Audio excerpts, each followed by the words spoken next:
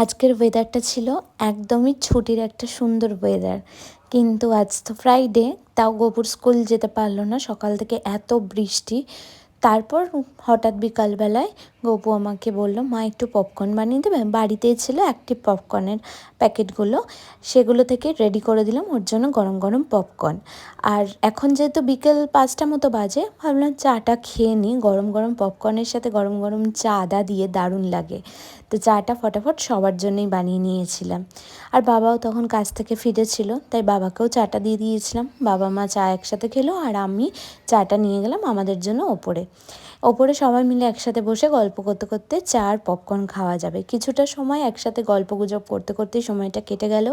ঠিক সন্ধ্যে নামার পরপরই ভাবলাম একটু ধূপ সন্ধ্যা দেখিয়ে দিই ঠাকুরকে। তার আগে বলি, আজকে ধূপ শেষ হয়ে গেছিলো বলে আমি অ্যামাজন থেকে ইনস্ট্যান্ট একটা অর্ডার করেছিলাম কোন ধূপের, আর এটাই চলে এসেছিলো আজকে পার্সেলটা দুপুরবেলায়। দারুণ সুন্দর কিন্তু ল্যাভেন্ডারের গন্ধটা।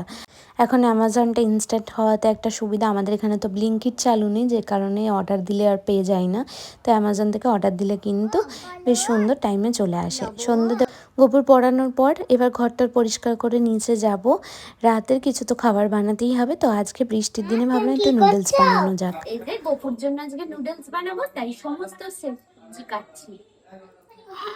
গাজর, এটা হলো পটেটো, আর এটা হলো রসুন, এটা গার্লিক, অন্য পটেটো, এটা গার্লিক।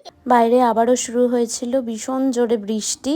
তার মধ্যে ফ্রিজে দেখলাম এই পকোড়াগুলো রয়ে গেছিলো আগের দিনকার, তো সেগুলো একটু চিলি চিকেন মতন বানিয়ে নিলাম বাড়িতেই। এটা কিন্তু চাউমিনের সাথে বেশ ভালো লাগবে। আর বর গেছিলো একটু ইনস্টামার্টে, চাউমিনটা বাড়িতে ছিল না, তো ইনস্টামার্ট থেকেই এই যে ম্যাগি মশলা চাউমিনের প্যাকেট নিয়ে এসছে।